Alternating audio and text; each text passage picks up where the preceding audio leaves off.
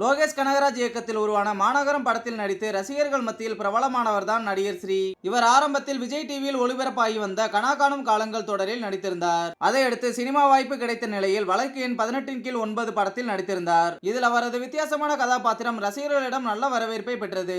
ஆனாலும் சினிமாவில் அவருக்கான அங்கீகாரம் கிடைக்கவில்லை. கடைசியாக 2023ஆம் ஆண்டு ஸ்ரீயின் நடிப்பில் இருகப்பற்று படம் வெளியாகி இருந்தது.